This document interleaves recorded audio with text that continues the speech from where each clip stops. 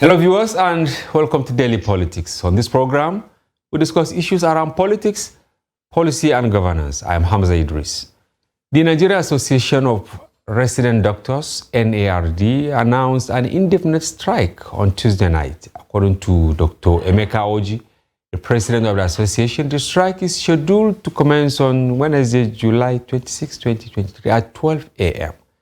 The decision was reached during the July National Executive Council meeting held in Lagos. The doctors have listed several demands, which include the implementation of a one-for-one replacement policy for healthcare workers, urging the Medical and Dental Council of Nigeria to cease downgrading the membership certificate issued by the West African Postgraduate Medical and Surgical Colleges. They are also calling for the immediate payment of all salary arrears, implementation of the consolidated medical salary structure, the provision of a new hazard allowance, and the domestication of the Medical Residency Training Act, among others. Dr. Oji stressed that the doctors have been advocating for these issues since January and cannot afford to wait any longer.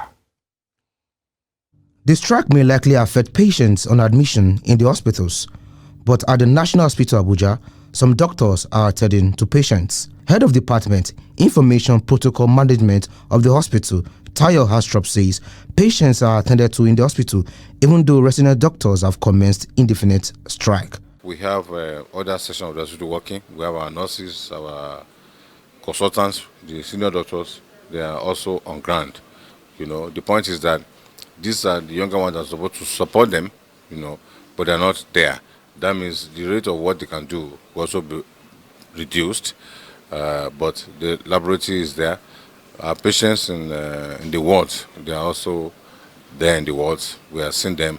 Nurses are also attending to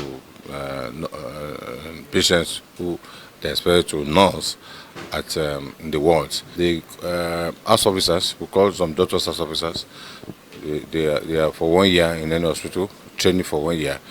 All the house officers are on grant. They are not member of NAD, and so they are not on strike. They are also working to see their patients. So that means the doctors who are corpers, that means the doctors who are house officers, that they won't be on grant to support the consultants.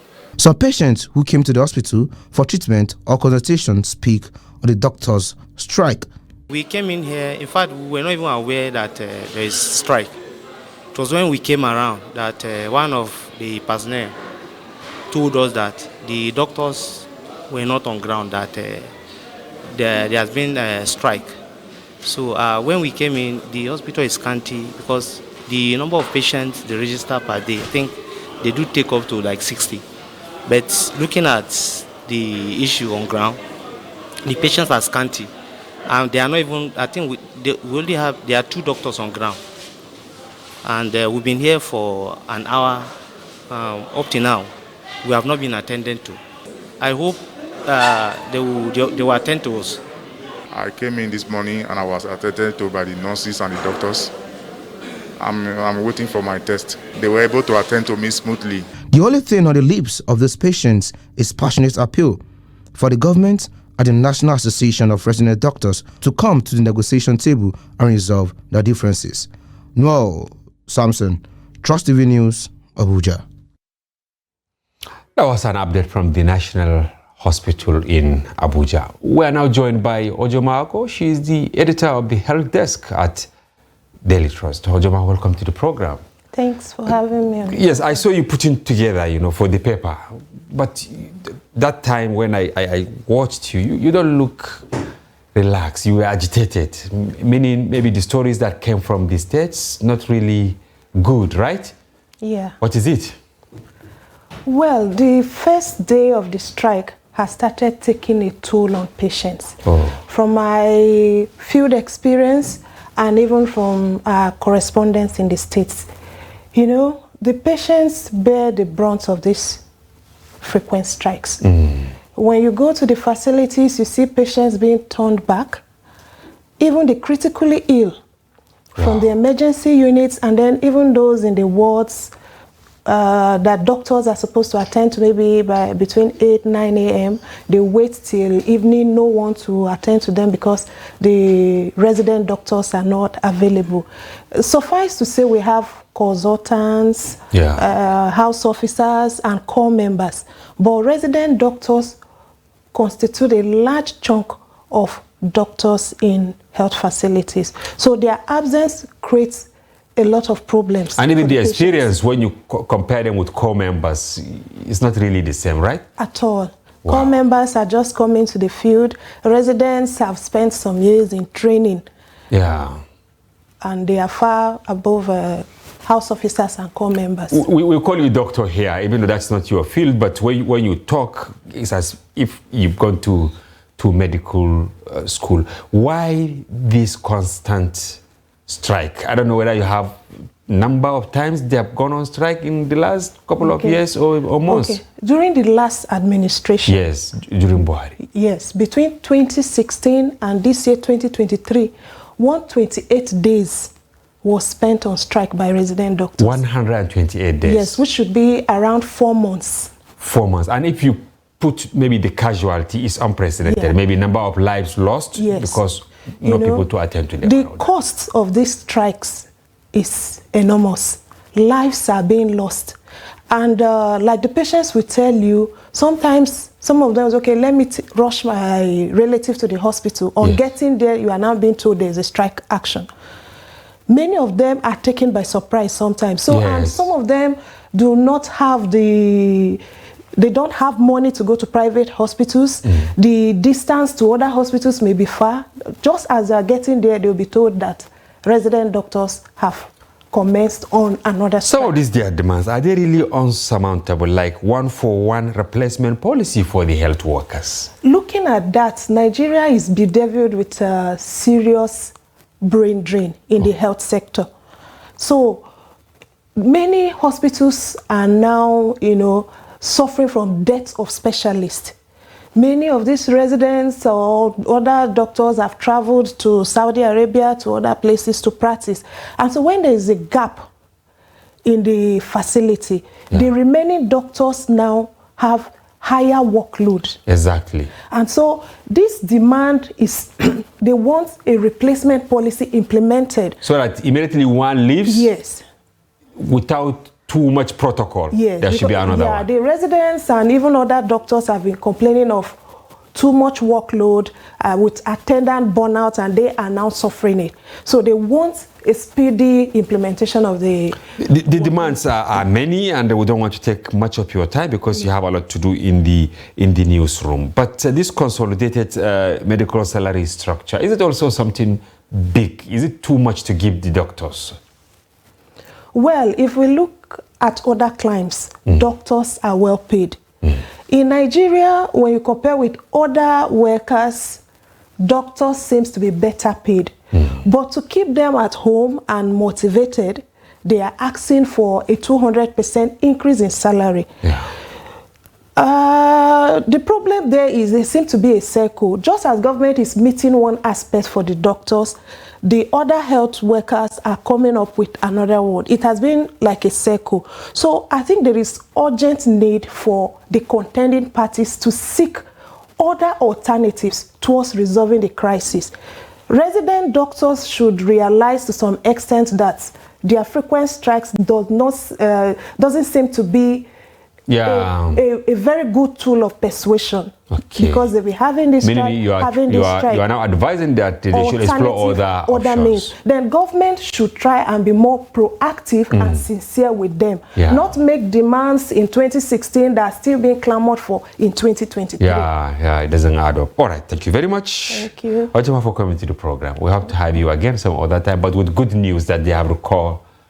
Thank you very much. Thank you very much. And viewers, we'll go on a short break. When we return, the conversation continues. Remain with us.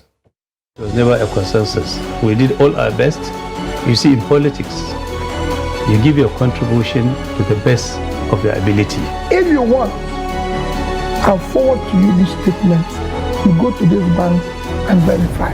But there are people who say not spending money is not a virtue in itself. Let me finish. But there's so much to be done. Let me finish. Now, you don't allow me to explain myself. The recent developments shows abductions are now a factor of informants embedded in community. It's not about the people of Katsina to say that, no, during my administration I was able to stop insecurity. No, it's about collective responsibility for all of us. And what we should ask ourselves is not what has been seen, is the life better? Are there more people who are unemployed who are not become employed? Is the level of corruption has gone down? Is there inclusion? All those issues. We're actually a gas country with associated oil. Our focus has always been on oil, that we have never paid significant attention to gas. To do it effectively, we need to have honest conversation with ourselves. Government needs to come down from its high horse and communicate with the people and build trust. There must be a solution. We cannot continue this way. They must come back to the table and agree.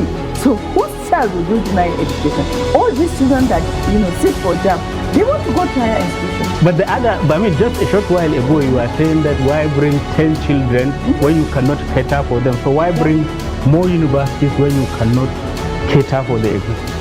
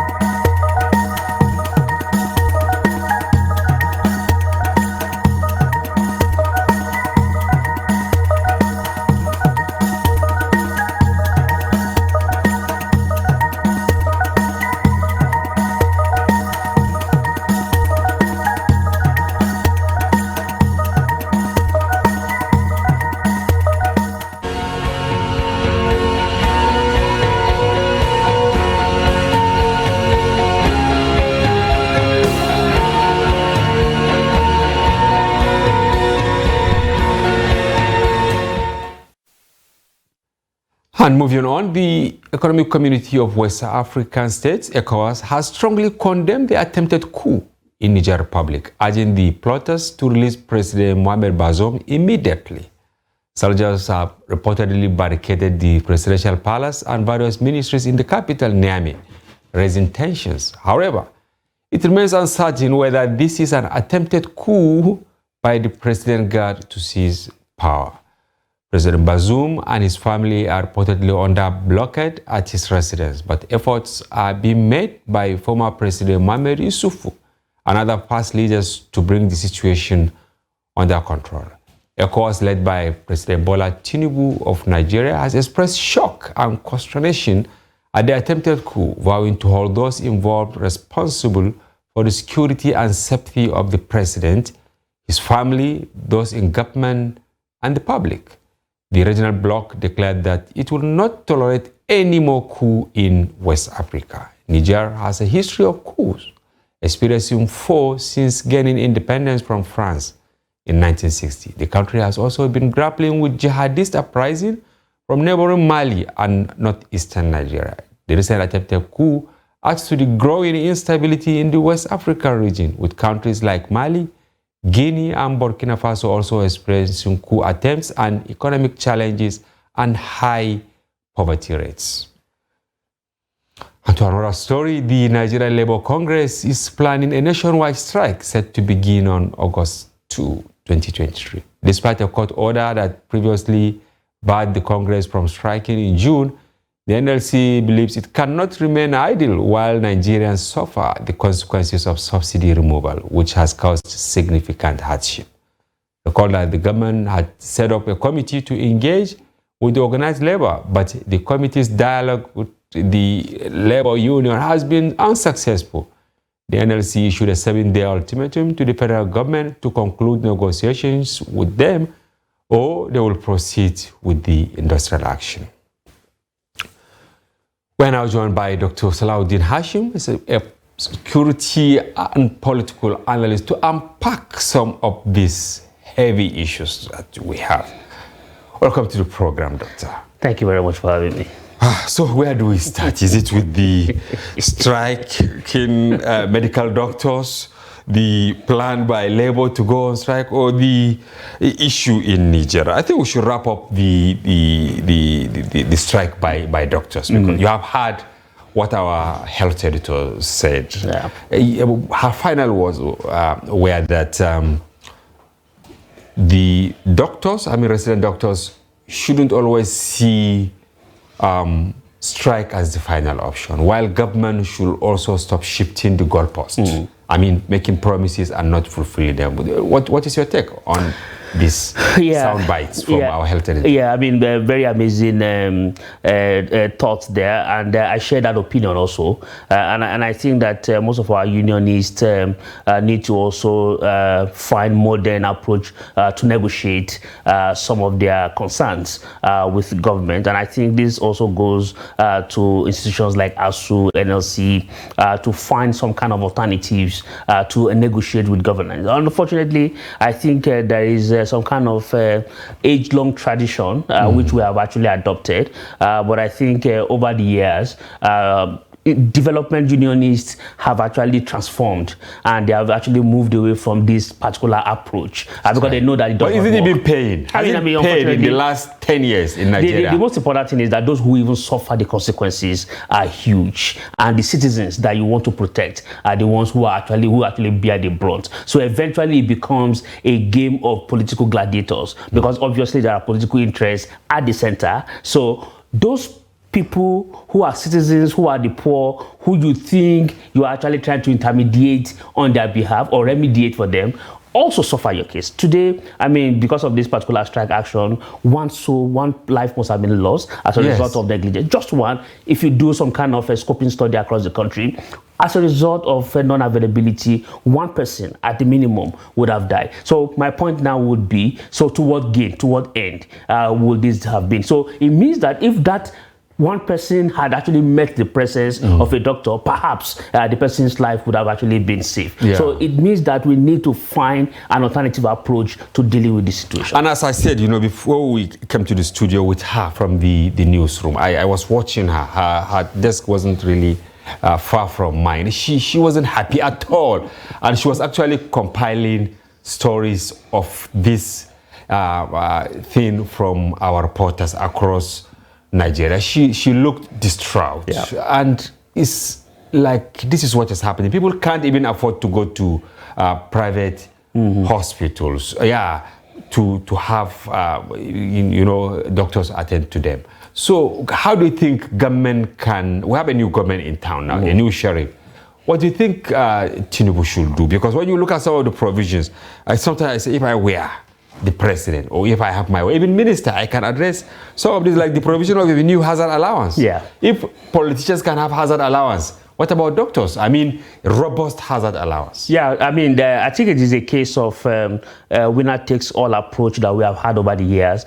And you know too well, anywhere in the world, that the political class are always competing for their own interests. Look at since just 1 month of legislative arrival, we have seen how some of their interests have actually dominated public space, wanting 70 billion. Wanting billions. 70 billion, they said it's actually to settle them or something like that. So then over 40 for vehicles. For vehicle. So you realize too well that it's an elite capture of the society.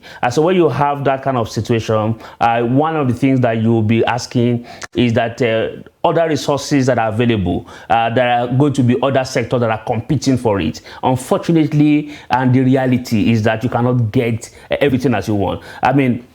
Education will not get as much as it wants. Health will not get as much as it wants. So one of the first things to do is to do that kind of reality check. And if we plug leakages in every other sector where corruption is, tendencies are there that this is actually going to be a walk in the park. Like you said, this is something that the minister can sit and say, yes. no. But unfortunately, because we have enormous leakages in the system, cost of governance is quite high and quite huge. The burden already on this system, the debt profile is high, everything is distraught, the system, governors themselves are even confused as to how to approach this. Unfortunately for me, I think the timing also seemed to be very wrong. You should have allowed this to settle in, allow cabinets to be formed. Then you have a cabinet member who actually be your contact person in the health sector, who can then be your go-to person. Dr. Salahuddin, you know, unfortunately, if you say we should wait for the cabinet to come, you know, they too, most likely they will allocate some of these resources to say, okay, settlement allowance, then vehicles, before they will start thinking of the doctor. Don't you think so? Oh yeah, I mean that is a given.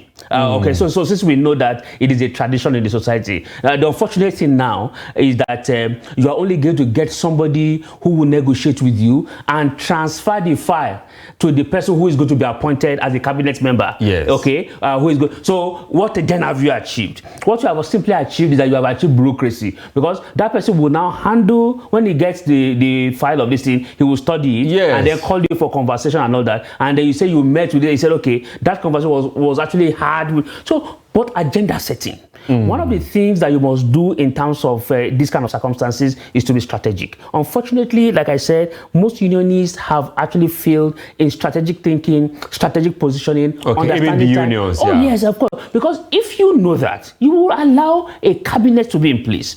Then you do an agenda setting for the new Minister of Health, for instance, and tell him that, okay, this A, B, C, and D are demands from medical doctors regarding your new. And then, of course, you can say, okay, because, of course, for anybody who is new in the office, one of the first things you want to do is actually to impress your principal, okay? You would not want to be seated and allow the medical guys to go on strike. That wouldn't want to be the case, because you also know that you have a president whom, from what we have gathered, could call you at 3 a.m. in the morning and say, look, what exactly is going on? So if you have those kind of person who you know is always onto you for a situation like this, you don't want to demarcate him, and knowing fully well that there are already existential issues.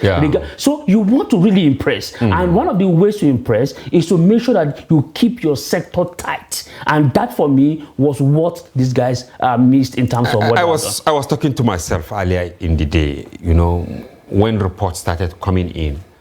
I said, if I were the Senate President or the Speaker, I will do, let me say, is it suicide in the, not in real sense, but like plenary, to propose, without putting it in the order paper, that can we, all the legislators, actually sacrifice what we earmarked for ourselves, not our salary, but this settlement allowance of over 70 billion and then 40 billion.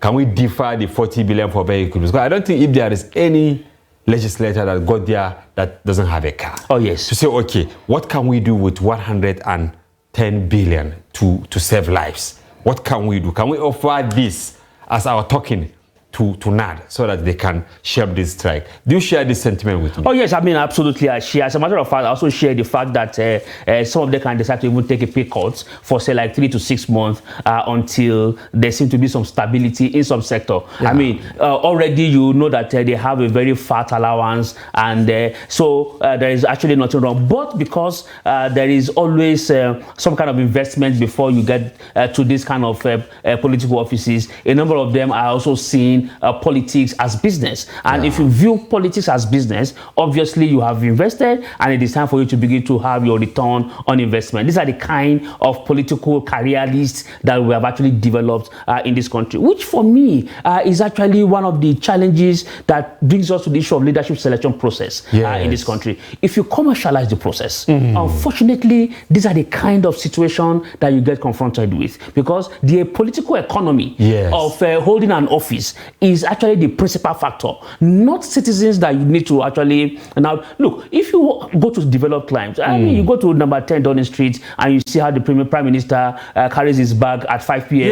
and walks out and walk some kilometers. Some they ride bicycle. Yes, you will realize that people people would not want to compete or want to put in everything for political office. I mean, there are some new political parties because of the unfortunately the mass movement that we had in the build-up to the election, and we have this bandwagon effect.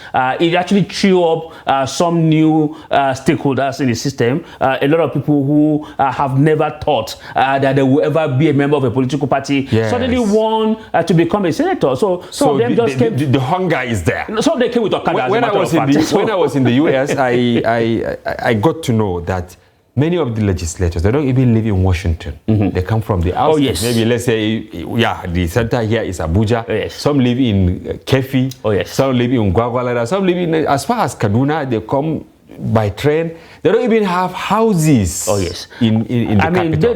Those are the places where governance work. You make political office less attractive. We need to remove a lot of incentive in our public offices. If we remove those incentives, I tell you, we will be able to get the right people in office. But unfortunately, the juicier political offices become, the larger the scale of permitted to use the word bandits that we have besieging public offices, and that is exactly the situation we have. A lot of people who don't have business in public offices are occupying them, not because of service, but because of the economy, and that in itself has actually come back to us and is witch-hunting us. And the propensity for worldly accumulation. Oh yes, absolutely. I believe it also play a role because, as we said earlier, can't they sacrifice to their salaries? We are now making general comment because many of those in the National Assembly were governors, senators, maybe PAMSECs and all that. They have alternative source of income. Oh yes. Can't they sacrifice? Particularly including serving governors now to say, okay, all of us, let's sacrifice our packs for the betterment of the over 120 million citizens that we have. Can we start maybe advocating for this, that maybe governors, commissioners, ministers, House of Assembly members, to sacrifice just 2 months of their allowances? Let's just take the basic salary. Oh yes, but because you realize for the sake of the remaining Nigerians who can't afford to even eat, who can't afford to go to hospital, to address some of these issues. A lot of these people want is that, you must actually know the reality of the situation for you to appreciate it, okay? To be very honest, if you go to the Senate is actually a gathering of ancestors, people who have built empires, and then of course it is actually like a resting place for some individuals. They have been frowning at that if we say it's a retirement home. Oh yeah, for them. They would not want to agree. But the truth remains that if we do some sort of a performance evaluation of some senators in the last 16 years, I can guarantee you that there are some people who have not sponsored one bill. Wow. They have not sponsored one. But you see, I always cite this example. While I was reporting from one of the states in the Northeast, we went to interview a speaker who just emerged. I think, was it emerged or they were rounding up they were rounding up the session, the assembly session. Assembly session up there, the whole session. So we asked him, I asked him, or one of our colleagues asked, okay, Mr. Speaker, how many bills you sponsored throughout these 4 years? He said, not even a single one. Sponsoring bills is not the business of the legislature. I'm telling you, a speaker. He told us this, and we reported it. I have the report. He said it's not their business. I said, what is your business? He said, you as journalists, you can go and sponsor bills. We can deliberate. If we pass it into law, the governor must work with it. So it's really problematic. So why does the National Assembly Service Commission actually offer you money? Service because they give you money to hire technocrats that will help you understand. If you're a chairman of a committee, technocrats that will help you function as a legislator. What are the functions of a legislator? To legislate, to deliberate, and of course to make laws. Those are the 3 cardinal functions, and to oversight. Okay, and so those are the pillars that make up the legislative function. So if, for instance, the most important part of it is actually making laws and deliberating on them and oversighting. Yeah. And you fail in all of that, you realize that this is a gap. Secondly is the fact that the law says that legislature must meet about 181 days, I think, in a legislative year. Yeah. I can guarantee you, you will realize that the chambers are oftentimes very empty. So if we go by your subscription, it's like most of these legislators will lose their jobs. As a matter of fact, for me, is to ask if they have a job in the first place other than politicking. So because if you fail in the business of lawmaking and you fail in the business of oversighting, because all of these things that we talk about has become a commercial process, and we need to really play down on that. If we do not play down on that, it is very dangerous. The legislature is actually the citadel of democracy. If you remove the parliament in a democratic process, you don't have a democracy in the first place. Okay, so to wrap up the whole of this section, what is your advice to those in power to address the rot in the health sector? Because we brought all these examples to see how we can make little sacrifice to salvage a serious sector. So what is your call to all those concerned? We have resource gap, we have personnel gap, we have infrastructure gap in that particular sector. 30 years ago, UCH in Ibadan was a destination, medical destination for most leaders across the world. 30 years later, we have actually now become medical tourists going across the globe. People who were coming to us no longer come. We are the one who were. What has happened within 30 years? It meant that all of those things we had, we were not improving on them. So there are infrastructure deficits, there are personnel deficits, and of course there are resource deficits. And I think there is a need to do a sector analysis of the health sector, in fact, every sector, and they do an SOS, okay? Declare an emergency on the health sector to allow you to develop an action plan to develop it. That for me would be, if you do a 1-2 years, a short, medium, and long-term plan to revitalize the health sector, that will, and I think the president needs to take this up as a cardinal issue.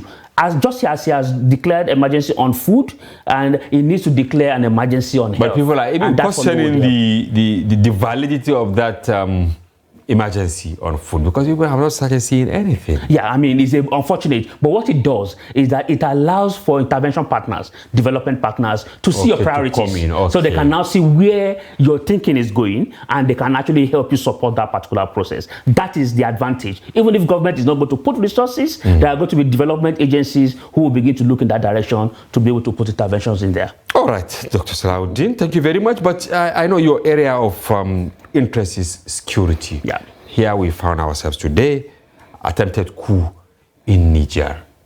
What is the implication of this? Unfortunately, there's one more country in West Africa that would actually experience this, maybe in the next few years, because I told people there are 5 countries in the West African region that are very vulnerable. Okay, what are which and which? Oh yes, already we have we had Mali, yes. We had Guinea, we had Burkina Faso, yes, just like you mentioned in your intro. Now we have Niger. Yes. As a matter of fact, Niger came in a little bit surprised, because I was hoping that it's going to come late, because the Sahel is actually very saturated with terrorist groups, and there seems to be a lot of burden on the armed forces, and then of course the pressure on them to deliver good governance, to deliver the people from the hands of those who have politically manipulated the people over a particular period of time. There is that pressure on them, and that for me is something that I think we need to begin to work around. ECOWAS had made a statement, but that is not sufficient.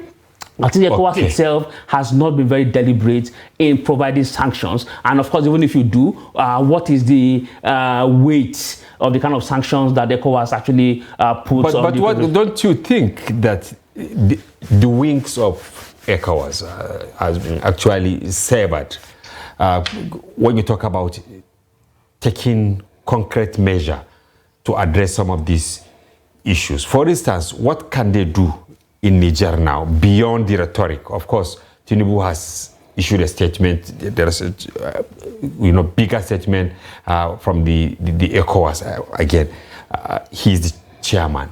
But what can they do beyond this statement? But there are much more. I mean, we have the ECOWAS standby force, okay? The ECOWAS standby force, we used to have the ECOMOG. We have a number of approach. I mean, why did Yahya Jammeh in the Gambia decided to leave? Yahya Jammeh knew that the weight of ECOWAS was coming, the hammer was coming. Okay, this was when Buhari, right? Oh, yes. And he spoke to him. Yeah, already there was the ECOWAS standby force, and people were already flying at a very low altitude. Yes. Over the presidential palace, and he knew already that the game was up. And then, of course, they have been able to also penetrate some of his aides. So he wasn't sure who was in his side or not, and he decided to flee. And they gave him the option that you either leave, of course, or otherwise. And then, of course, the troops were already on their way when he decided to leave, and he just decided. So, I mean, over the last years, we knew how strategic, particularly Nigerian forces, had actually contributed to the ECOWAS military of peacekeeping across the region, trying to ensure that they maintain stability. That, for me, has been one of the strengths that ECOWAS actually adopted. But over the years, we saw those who are perpetrators of all of these sit-tight policies and trying to hold on power for a very long time, becoming ECOWAS president, holding strategic positioning, making those laws, and they try to weaken deliberately some of those potentials of ECOWAS, so that at least, because they are the perpetrators, and because they are the perpetrators, they will not allow all of the ECOWAS protocol to have enough strength, and they have actually decapacitated that entire regime. And that, for me, is something that we need to actually revitalize. ECOWAS has got a lot of energy and a lot of strength, and they can sanction, and then, of course, if it is agreed, can then send in his ECOWAS standby force to be able to contain. And they know that you cannot stand it. You must have to give away but the only reason is because they will not always want destabilization in those kind of countries, and that is the reason why they have always used this as a last option. Don't you think there is a clear difference between what happened in the Gambia and what is about to happen or has happened? I don't know, because we are still actually watching. Sketchy, yeah. Nobody can tell you that the coup in Niger has succeeded or it hasn't. The president is somewhere kept by the presidential guards. It's a palace coup. Yes. What is the motivation for these palace guards to attempt to do this? What do you think is? I mean, it's actually military involvement in politics over the years has actually allowed them to understand that look, tasting the forbidden fruit by the military everywhere in the world has consistently created this appetite to want to hold on to power. And for a long time, if you have a president, for instance, that is not servicing that particular interest or appetite of the armed forces, obviously, it's only a matter of time. Yes. And that, for us, unfortunately, is something that our own armed forces in this country over the years noticed and decided to actually reduce that. And I mean, for over 2 decades, Nigerians were not sending its own military for overseas training specifically for some reasons, and because they know that every training, every coup d'etat in this country has actually usually been planned outside the shores of this country. Exactly. When people are on training, and by the time they come back, they organize and they deploy. And then, of course, that in itself know that if you are going to do that, then you need to have a very strong connection with the person who is in charge of ordnance. And ordnance is where all the armories and all of this, and they decided not to also equip for those particular years. I mean, President Buhari did excellently, very well. And trying to equip, in fact, for the very first time in a long while, we had a president who bought very delicious infrastructure for the armed forces. The Nigerian Air Force had platforms, the Navy, and then, of course, I mean, we need to have some gunboats. Today, when you see that, you think that you are somewhere in Europe because they are quite very interesting. Awesome. And that, for me, is fantastic. Then what is the implication of ECOWAS maybe attempting to go into Niger, going by the fact that Niger is neighboring Mali, and don't you think the coupists will make some moves to collaborate with the people, in Mali? I mean, the non-state actors who are wreaking havoc to now complicate the whole matter in Niger? Yeah, I think they would restore democratic norms. I mean, it's about negotiation. Okay. So the first thing is to deploy diplomatic mission that would actually go in and discuss with those who have held on to powers and the system and ask what their demands are and what exactly do they want. And then, of course, I think this is where Goodluck Jonathan comes in very strongly. You know, he has what we call the West African Elders Forum that have been very influential. So I think, again, President Buhari actually saw that strength and he used the then former president in those kind of circumstances because I know how he brokered truths like this in Mali and, of course, in Burkina and then, of course, in Guinea. So maybe now we would need that kind of figure who would then be able to go in and, of course, discuss with these guys and then, of course, negotiate that kind of restoration because you must actually, first of all, understand what the situation is, negotiate terms and find restorative pathway to ensure that this happens. And, of course, the win-win thing, find a way to ensure that if, for instance, there are policies and practices that has undermined the military for a while, then, of course, there's a need, maybe it's a time. What situations like this does is that it actually reawakens the consciousness of the political class to know that, okay, maybe there seems to be some unhappy, you cannot have an unhappy military in any country. It does not work because the moment you begin to do that, then you become very vulnerable because they are likely going to make sure that they embarrass you and topple power, and then of course that will be the end of it. And they might just say, look, we are willing to in the next 60 days restore back to a democratic government, and if we are going to do that, obviously you have lost power because the tendencies are there that you are not going to be coming back, that they will actually have to conduct fresh elections, and that this can happen. So these are the kinds of negotiations that are likely going to happen. And because it is a diplomatic kind of approach that will be adopted, obviously you need to ensure that you have a meeting point. So if I understand you are talking about non-kinetic approach. Of course, that there is room for negotiation. In this situation, that will be the best for the ECOWAS to talk to the purported coups, absolutely, talk to the larger military establishment in Niger, and then talk to the government to see the middle ground. Because I Googled to see even the motivation, as I asked you earlier. Why did the military step in? I mean, or the presidential guys, why did they step in? This president is barely, how long has been in power to warrant some people now toppling him?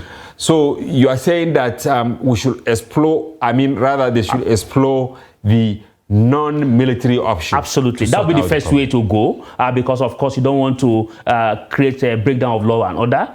You don't want to excruciate the sufferings of people. And then, of course, you don't want to create circumstances of anomaly. So the first thing you need to do is to find some kind of diplomatic approach, non-kinetic entry point, engage with them, find spaces for conversation. And that was what happened in Mali. And they said, okay, over time, this was going to happen. Well, I have a very strong feeling that these guys just want to brand the fact that, look, we are here. And then, of course, so it's actually a show of force. It's a show of force. And then I think also that there has been some kind of need to actually further re-equip and recapitalize how the military in Niger had actually functioned over a while. They seem to have actually largely gone out of space in terms of resource sharing. That, for me, is something that we need to look at. I mean, if you check the sub-region, I think Niger is actually one of the countries who is doing very badly in terms of defense spending. As little as Chad.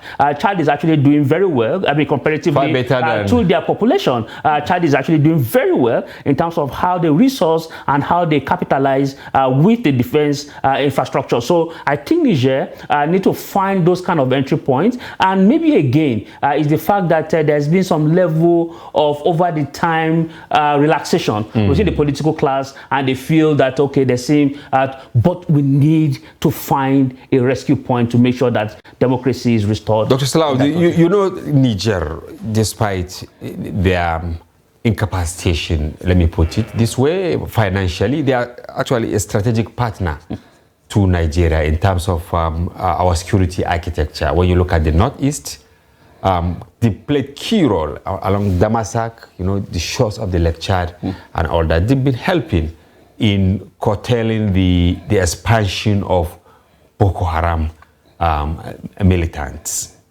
Now, apart from the role Nigeria plays as leader of ECOWAS. What domestic effort do you think President Tinubu should do as, leader of Nigeria to ensure stability in Niger so that the gains that we've recorded in the Northeast will be sustained?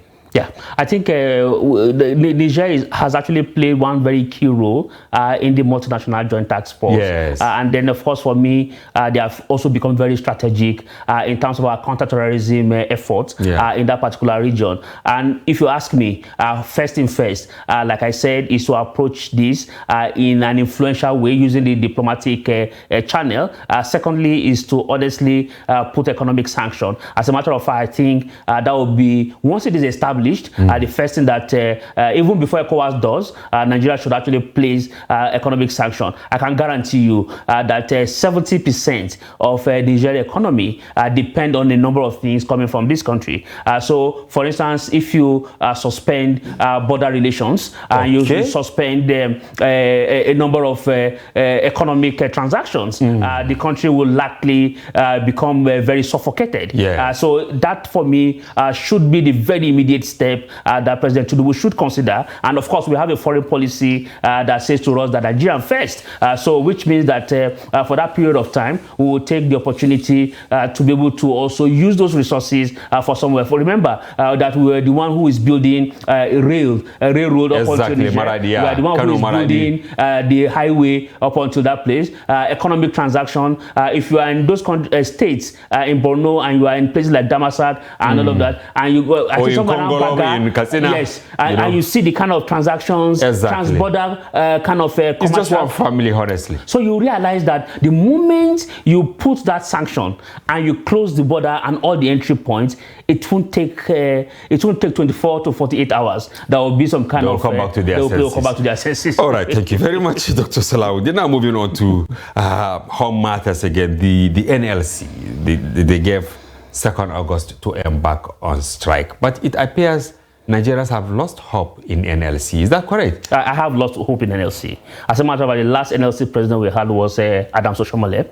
And then, as far as you're concerned, as far as I'm concerned, all those came after him. Yes, I mean, the rest that became political labor leaders afterwards. And that for me was actually the fall of NLC. And then, of course, maybe because of the fall of the student movement. The student movement was actually first in terms of holding government to accountable. But of course, the fall of the student movement gave rise to the labor movement. And the labor movement, tried to be a little bit very vibrant in the early stage, but at some point lost it. One, because of the polarization of the movement. And then, of course, you know too well that for you to get polarized, it means that interested parties have also been able to divide the ranks. And that was what happened. And after Oshomole left, that was actually the case. And of course, we have, after that time, heard even the cases of corruption, internal implosion within the labor union, which tells you very clearly that that the kind of thing they hold government to account for, they also sometimes. So over the time, integrity issue had set in. The issue that borders around legitimacy has also set in, and then of course citizens have then come to realize that it looks like this is just a charade. That when you come out sometimes to say that you want to go on strike, it is just basically a way of calling for negotiation. That look, you are tapping government consciousness, and that look, I am still here. And then of course probably a number of transactions happens, and then of course they go to sleep. So all through the last 8 years, as a matter of fact, we didn't even realize that the labor union and this time around is getting worse. I don't know. I remember the other day when they declared the strike. They were about to start the next morning. In the newsroom, we finished everything. In fact, our front page, the banner headline, but we had the masthead of various unions under TUC and NLC to splash on the front page. We finished everything, only for us to be called that they have shelved the strike. Should we take them serious this time around? And do you support it in the event they are serious to go on strike in order to compel Tinubu and his government to reverse what they call anti-people policies? Yeah, to be very honest, I think I respect the current president of NLC. Ajaro is actually a comrade with resilience and then, of course, very progressive. From his time at when he was the electricity labor leader, he demonstrated some kind of pragmatic approaches. But for me, is it that there must always be a time where you call for government consciousness to some things they do and they don't do correctly. The only alternative we have in this country for now is how the labor can actually speak up and step up to be able to create this sort of a conversation. And that, for me, is the issue. But like I said earlier, is that we need to modernize labor union negotiation and change the approach and methodology. So as strikes does not give any result. What we have seen over the years is that people have actually used strike action to negotiate for their own personal economic palliative, and that for us isn't something that we want to sustain. So over a period of time, people have actually now exploited our own collective interest for their own personal gains, and we think we must change the narrative for us to make some progress. I think we should pray. May God save us. Thank you very much, Dr. Salahuddin Hashim, political and security analyst, for coming to the program. Thank you very much for having me again. And thank you for tuning in to today's program. We sincerely hope you found the conversation engaging and informative. Be sure to join Daily Politics Live, airing every weekday from Monday to Friday, with a special edition every Friday. During the Friday edition, we welcome your active participation, as you can call in through our dedicated line to share your valuable thoughts on pressing issues in the polity. Once again, thank you for watching, and we look forward to having you join us again. Bye-bye. I'm Hamza Idris.